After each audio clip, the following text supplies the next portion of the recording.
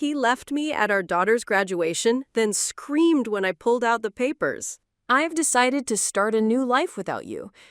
The words dropped like a grenade, in the middle of the private dining room we'd rented out, at a high-end spot in Charleston where everyone had gathered to celebrate my daughter's college graduation. Greg, my husband of 28 years, was still standing, champagne glass midair, stealing the mic from the moment that was supposed to belong to our daughter, Reese. You could hear a fork drop. Conversations died. 50 pairs of eyes shot between Greg and me, bracing for the expected meltdown, the gasps, the tears, maybe me throwing wine in his face. But nah, I smiled, cool and sharp. "Thanks for the honesty. I'm Delaney Brooks. I'm 54. And until that exact second, I had played the part of loyal wife and devoted mother to perfection. I shelved my own ambitions, postponed my dreams of starting a financial firm for women so Greg could chase startup after startup, side hustle after identity crisis. And I raised Reese, our brilliant, stubborn daughter who was sitting beside me with her cap still tilted on her head and a look of pure horror frozen on her face. From the corner of my eye, I spotted her, Sloane, Greg's new beginning, the much younger woman sitting at the back with people I once called close friends, the same Sloane who'd come to our holiday parties, the one who once cried on the phone to me about her career problems, who asked me for help. Yeah, her. I reached into my handbag, pulled out a sealed cream envelope, and laid it gently beside Greg's plate. His face twitched. "What's this?" he asked, his confidence slipping. "Something for you to read later," I said, voice steady as steel. Then I turned to Reese, kissed her cheek. "I'm so proud of you, sweetheart. Today's still your day." I stood, smoothed the creases from my dress, turned to the stunned room. "Please, enjoy your lunch. Wishing you all a wonderful afternoon." And with that, I walked out. No tears, no screaming, just the cold, silent grace of a woman done playing nice. I felt 50 sets of eyes follow me as the heavy restaurant doors swung shut behind me. The South Carolina heat hit me like a blast furnace, but for the first time in years, I could breathe. Behind me, I heard the door slam open. Then Greg's voice, shaky now, frantic. "Delaney, what the hell is this? What did you do?" I didn't stop, didn't turn around, just let myself smile, because inside that envelope wasn't a letter. It was the opening move of a revenge I'd been crafting silently, precisely for months. I'd always been the practical one in the marriage. While Greg chased big dreams and risky business ideas, I was the one keeping the roof solid, the lights on, and the bills paid. When he sunk thousands into his buddy's doomed fusion burger joint, I was the one quietly saving for Reese's college tuition. When he walked away from a stable job during his midlife identity crisis to build handcrafted furniture out of our garage, I was the one working overtime at Trevanta Corp, keeping our lives from falling apart. His so-called passion lasted 6 months, tops. Then he got bored. Meanwhile, my own dream, starting a financial firm for women like me, smart, capable, but overlooked, kept getting shelved. After Reese graduates, I kept telling myself. After Greg settles down. Then, about 3 months ago, something didn't sit right. Tiny, random transfers from our joint account started showing up. I've been managing our family's finances for 2 decades. Believe me, I spot red flags when they blink. I could have called him out on the spot, but something told me not to. Gut instinct. Or maybe just the quiet knowledge that Greg hadn't been Greg in a long time. So I did what I do best. I investigated. Quietly. And what I found? It was so much worse than I expected. Greg had been bleeding money into a private account for over a year.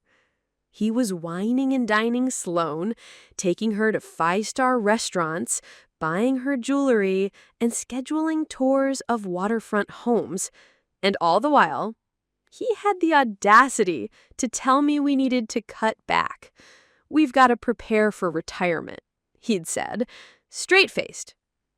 Then came the texts. One night, he left his phone unlocked.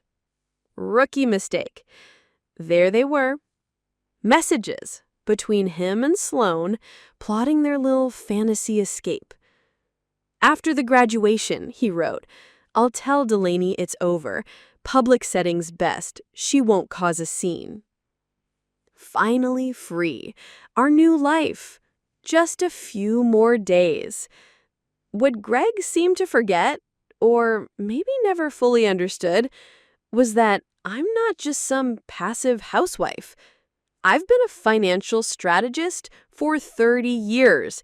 I know how to track cash flows. I know how to uncover hidden assets. And most importantly, I never forgot about the prenup, the one he insisted on, back when I was the one with the family money, the one with a fidelity clause, his little insurance policy. Turns out that clause would be his undoing. While he plotted his big escape with Sloane, I was building my case.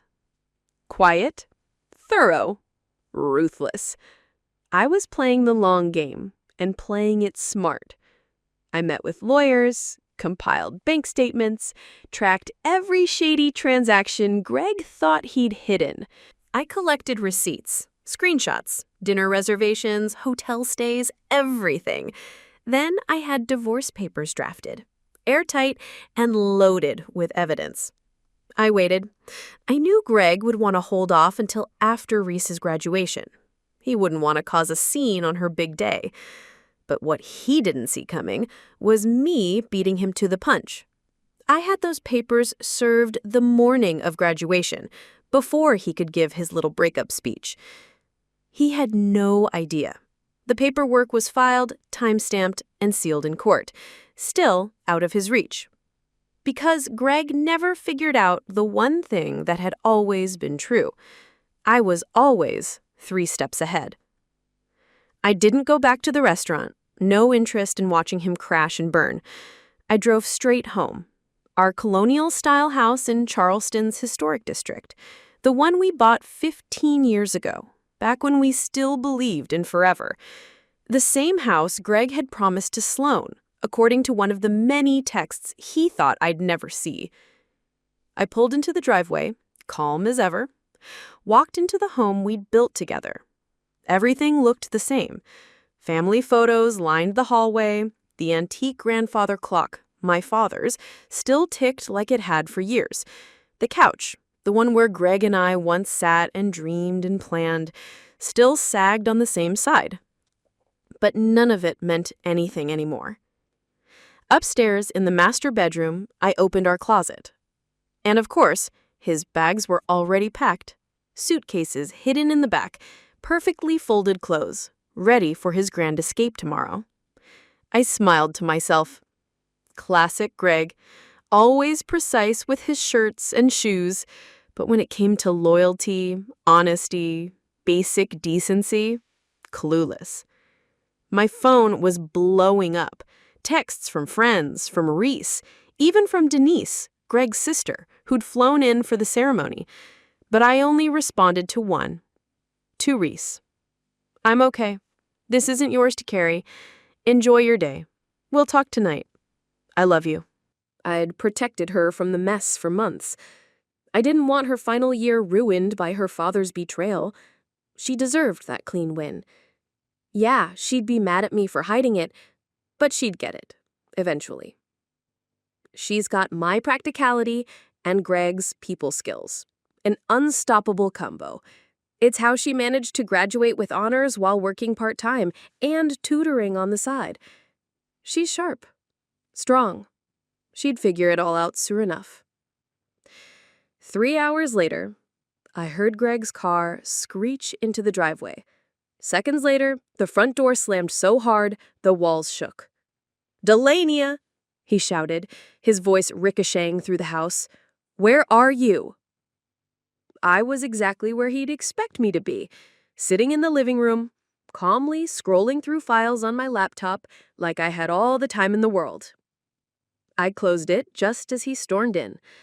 His face was flushed, eyes wild, and he was gripping the envelope like it had personally betrayed him. "What the hell is this?" he demanded, shaking the divorce papers in the air. "You served me today? Today?" I didn't even flinch. I thought it was a perfect match for your timeline. You're starting a new life. I'm just helping speed things along. "You had no right." "I had every right," I cut in, voice like steel. "Just like you had every right to pick Sloan over your family. We all make choices, Greg." That smug little smirk crawled across his face. "The prenup's expired. Any decent lawyer will tell you that." I smiled, just a little. Actually, it didn't. Section 12 specifically states the fidelity clause remains active for the entire length of the marriage. No expiration date. I tilted my head. "Maybe your lawyer would have caught that if you'd hired one." His face drained, like someone pulled the plug. The realization hit him hard and fast. The prenup, the one he pushed for to protect his future earnings back when I was the one with the assets, was now about to gut him. He was about to lose everything. The house, the Savannah vacation property, his half of our retirement. That showy announcement at Reese's party just became the most expensive flex of his life. "You can't do this to me," Greg croaked, collapsing onto the couch like a man who'd just been hit by a truck. "We built this life together." "And you blew it up," I said. "Not me. You. I just rewrote the ending." His phone buzzed again in his pocket. He glanced at it, then looked away. I didn't have to ask. It was Sloan, probably pacing at some Airbnb, wondering why her man hadn't shown up for their happily ever after. "You've always been calculated, Delaney," he muttered, trying to shift the vibe. "But this is cold. What about our history, huh? 28 years. Doesn't that mean anything to you?" I looked at him. Really looked at him.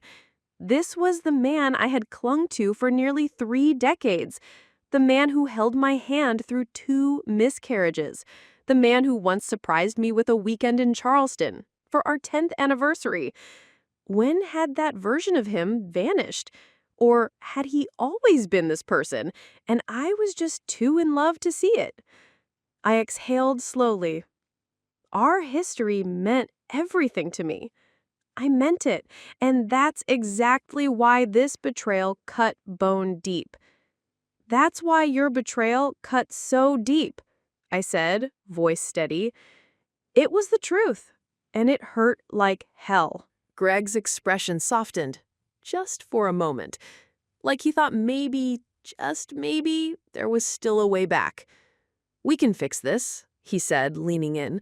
"I made a mistake. People mess up, Delaney. We can work through it." I stared at him, cold, clear. This wasn't a mistake, Greg. This was a plan.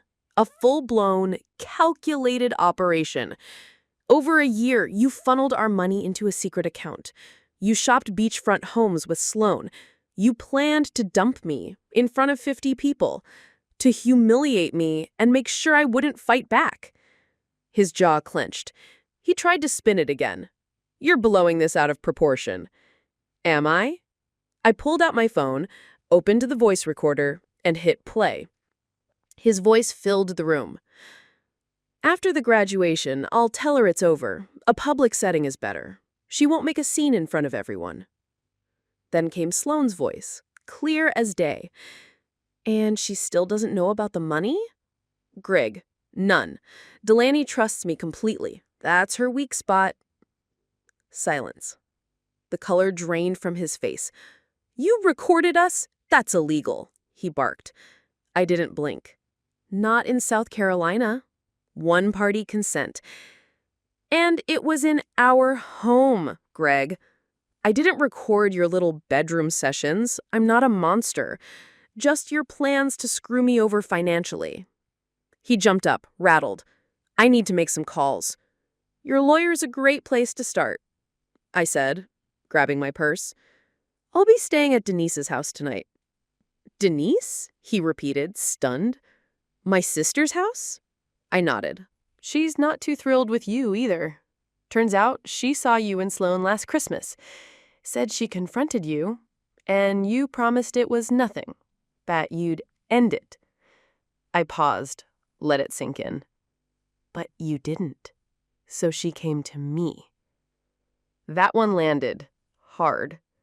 He looked like someone had pulled the floor out from under him. Greg never thought his own sister would take my side. Everyone's turning on me, he muttered. Yeah, I said, as I grabbed my overnight bag. Funny how betrayal works. I walked toward the door, ready to leave him with his mess. You've got until tomorrow night to get your crap out of the house. After that, locks change. Then he called out, voice cracking. Wait, what about Reese? Have you even thought about what this is doing to her? That stopped me, just for a beat. I turned back, and this time my voice wasn't cold, it was fire. Don't dare use our daughter as a shield. You weren't thinking about Reese when you were playing house with Sloan and shopping for beachfront real estate behind our backs. He didn't say another word. And I didn't need to. Greg's phone buzzed again. This time, he actually looked at it and groaned. Problem? I asked, already knowing. Sloan is at the apartment, he muttered. She's already moved in. I couldn't help it. I smiled, just a little. Oh, you mean the apartment you leased under both your names? I said sweetly. The one you signed for last month? Greg gave a slow, confused nod. I tilted my head. You might want to give the leasing office a call. That application? It got flagged for credit issues and never processed. The agent called our house phone to verify a few things, and, lucky for you, I answered. Then I grabbed my bag and walked out. Left him standing in the wreckage of his little fantasy life, finally starting to realize it was crumbling faster than he could keep up with. Denise lived in a cozy little craftsman bungalow across town, just a short drive from the university where she taught literature. When I arrived, she met me at the door with a fierce hug that nearly knocked the air out of me. I just got off the phone with Reese, she said, pulling me inside. Are you okay? Honestly, I said, stepping into the kitchen, where a bottle of wine was already uncorked. Better than I thought I'd be. She handed me a glass. I can't believe Greg did that. At the restaurant. In front of everyone. What was he thinking? He wasn't, I said flatly, taking a sip. It was all a performance, a public breakup, so I couldn't react without looking crazy. It was meant to humiliate me. Denise's face tightened. He's always had a flair for theatrics, but this is a new level of stupid. We settled into her sunroom, surrounded by her jungle of plant houses and the ever-present stacks of poetry anthologies. Denise never married. She always said she preferred her peace and her books over anyone's drama. Some days I envied her for that. She glanced over her wine glass. So, what exactly did you put in that envelope that made him look like he'd just seen a ghost? I told her everything. The divorce filing, the bank statements, the secret accounts, the photos, the screenshots, and, most importantly, the prenup. The clause, the timing, the part that would leave Greg with a fraction of what he thought he'd walk away with. Denise actually laughed. God, the prenup, she said. I remember when he begged Dad to help him draft it, right after he got that seed money for his first business. He was obsessed with protecting himself.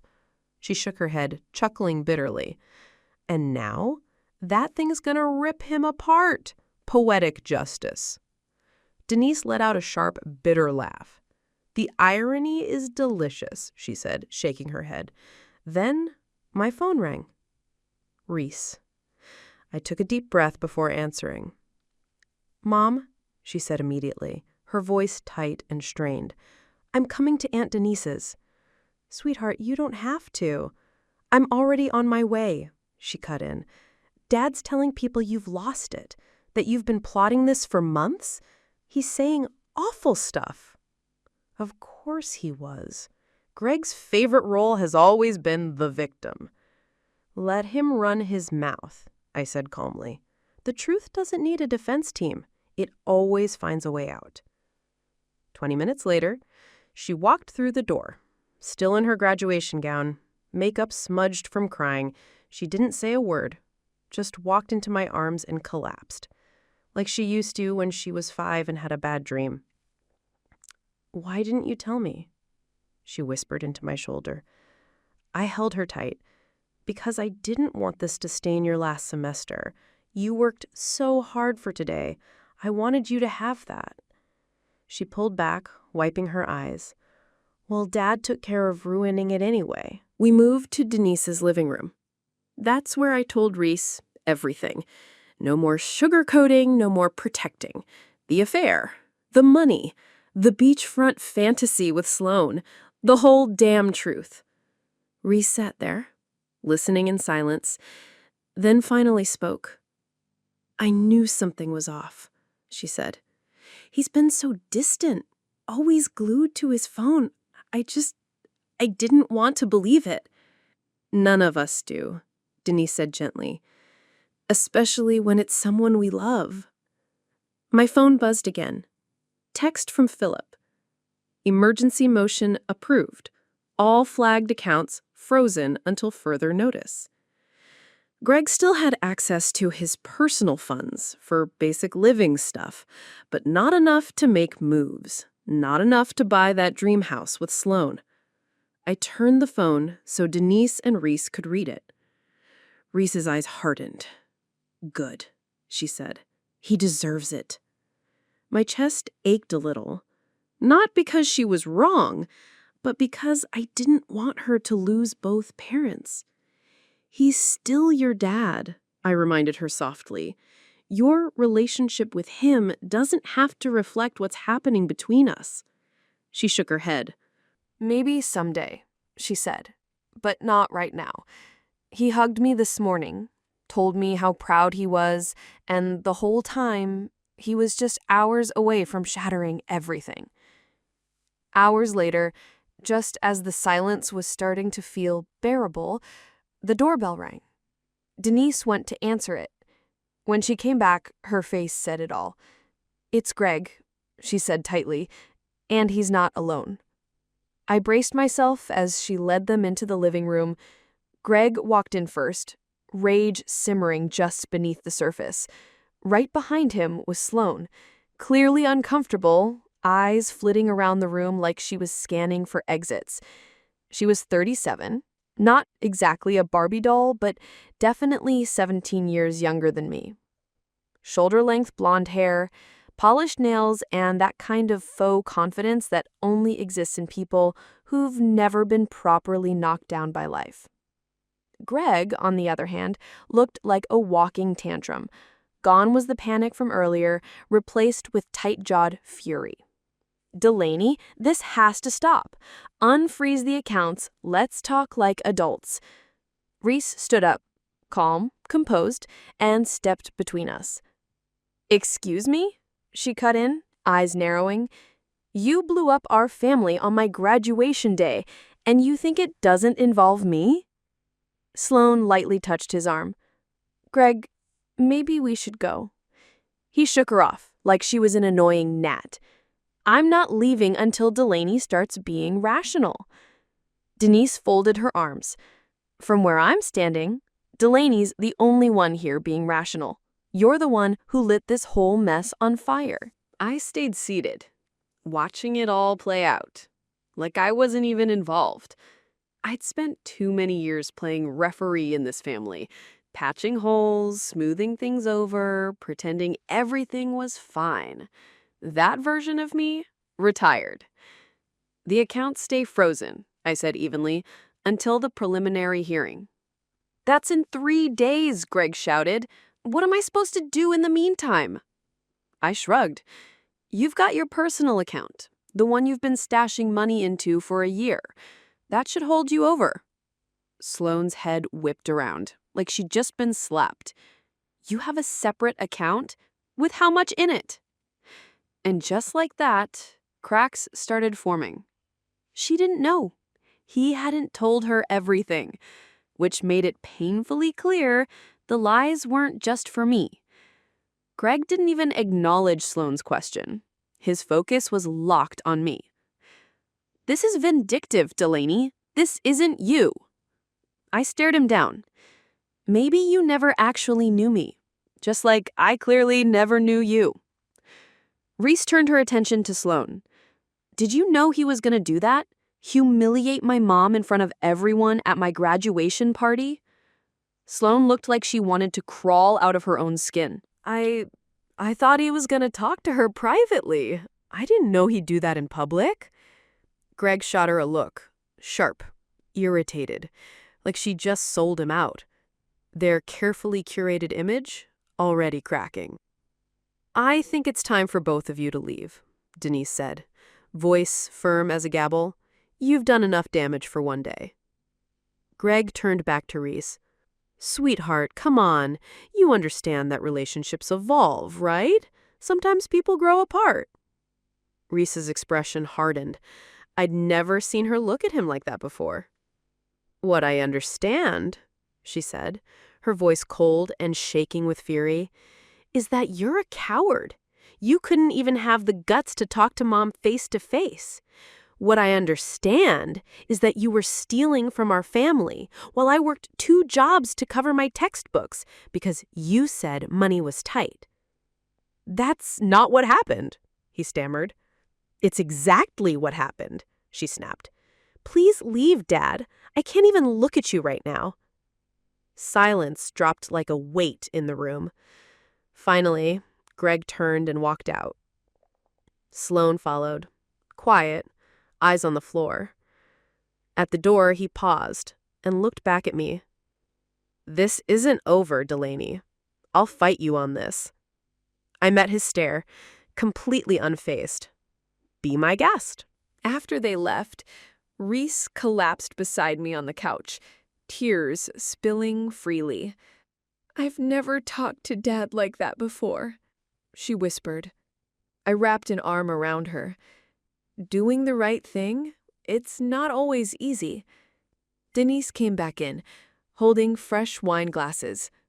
To new beginnings, she said, raising hers. And she was right. This wasn't the end. This was the start of something entirely new. The preliminary hearing happened on a gray, rainy Tuesday morning. I arrived with Philip, calm, collected. Greg showed up with some baby-face associate from a corporate firm who looked like he'd prepped on the car ride over, another consequence of Greg's sloppy rush job. The judge, an older woman with sharp eyes and zero tolerance for theatrics. She flipped through the prenup like a surgeon with a scalpel. Everything appears to be in order, she said, adjusting her glasses. Do you contest its validity? Greg's young attorney cleared his throat. Your Honor, we believe the agreement expired due to the length of the marriage. She didn't even blink. Section 18, she read aloud. The agreement is valid for the length of the marriage, plus any proceedings related to its dissolution. No expiration stated. Greg leaned in to whisper to his lawyer, who looked increasingly like he wanted to disappear. Then she turned a page. Additionally, the documented fund transfers violate the Financial Disclosure Clause, Section 23. That is grounds for continued account restrictions. She looked up. This court rules to maintain the freeze on all joint accounts pending full discovery. Mr. Caldwell will retain access to his personal account. The family home will remain under Mrs. Brooks' sole occupancy, as outlined in the Infidelity Clause. Greg's face turned crimson. This is outrageous, he muttered under his breath. The judge locked onto him with a glare that could break stone. Mr. Caldwell, I strongly suggest you revisit the terms of the document you signed. This court reconvenes in 30 days. Discovery must be completed by then. Bang. Gavel down. Round 1 was mine. As we stepped out of the courtroom, I heard him behind me. Of course I did. Greg caught up fast, voice low and desperate. Delaney, come on. Can we just talk like adults? We've been together 28 years. That has to count for something. I stopped just long enough to meet his eyes. It did. It counted for everything. Until you decided it didn't. Then I turned and walked. Left him standing alone in that courthouse hallway, finally starting to feel the full weight of what he'd thrown away. Word spread fast, like wildfire. Friends started calling, some to check in, some fishing for drama. I kept it classy. Greg and I are separating, I said simply. It happens. That was all they were getting. I wasn't airing my dirty laundry, but trust me, people were still sniffing around. Meanwhile, Greg's golden boy image, cracking like cheap glass. The successful entrepreneur mask he'd worn for years was starting to slip. Turns out, being frozen out of your own accounts makes it hard to keep up appearances. The dream house he'd promised Sloan? Dead. The luxury car he'd put a deposit on? Refund denied. His little fantasy life was imploding. 2 weeks after the hearing, Denise called me, her voice full of restrained amusement. You hear the latest? She asked. Sloan moved out. I raised an eyebrow. Already? Yep. She told her friend Jennifer she didn't sign up to date a guy with cash flow problems. Apparently, Greg's successful business isn't nearly as successful as he made it sound. And those substantial savings he bragged about? Ghost money. I laughed. Couldn't help it. He always was a master of illusion. While Greg's fantasy collapsed around him, I was busy rebuilding something real. My future, my finances, my life. No secrets, no lies, no shadows. Just me. Free, focused, and finally moving forward. I'd always kept a separate account from the joint one. Just a quiet little buffer of independence. Turns out, that move gave me a freedom Greg never saw coming. I used it to rent a small office downtown. Nothing flashy, but mine. And for the first time in years, I started building the dream I'd put off for far too long. My own financial consultancy. My first clients? 2 women, both going through nasty divorces. Word traveled fast. Turns out there's a whole lot of women out there who need someone to help them untangle money from manipulation. I carved out a niche, helping women navigate the chaos of major life changes. Divorce, widowhood, career resets. It was real work, purposeful work, fulfilling in a way my cushy corporate job at Truvanta never could have been. Reese, now working at a marketing firm in Charleston, called me every other day. I'm so proud of you, Mom, she said once, after I told her about my growing client list. You're helping people at their lowest points. I'm just doing what I wish someone had done for me, I told her. Helping women prepare for whatever life throws at them. Not just survive, understand. It was a different kind of being needed. Not for emotional labor, not for holding things together, but for what I knew, what I built. And damn, it felt good. The final divorce hearing landed on what would have been our 29th anniversary. Poetic, really.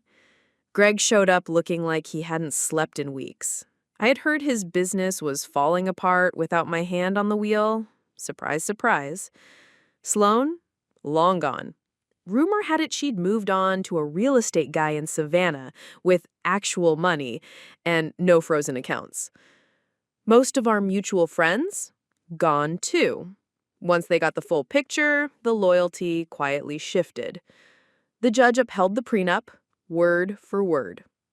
Greg walked away with his clothes, his car, and a painfully smaller version of the future he'd once bragged about. Me? I walked away free. And finally, whole. Greg's private account didn't take him far. After paying his attorney, he barely had enough left to lock down a small apartment on the edge of town. Meanwhile, I kept the house, my retirement accounts, 70% of our joint investments. Exactly as the prenup laid out, clear as daylight. Infidelity had a price, and for once, the math was in my favor. The document he once demanded to protect himself, yeah, it turned out to be his own undoing. Poetic justice in legal form. As we exited the courthouse, Greg approached me one last time. His voice wasn't smug anymore, just quiet, worn out. "I made a huge mistake," he said. "Is there any chance we could—" "No," I cut in, gently, but with finality. "That door's shut." He paused, then nodded. "I get it. I really do. I hope you find happiness, Delaney. You deserve it." And for the first time in years, I actually believed he meant it. 6 months later, my firm, Brooks Financial Transitions, was thriving. I'd moved from that tiny office to a real space downtown. I'd hired 2 associates, built a brand, built a mission, helping women gain control over their money, their futures, their power, especially women in the middle of messy transitions, divorce, layoffs, widowhood.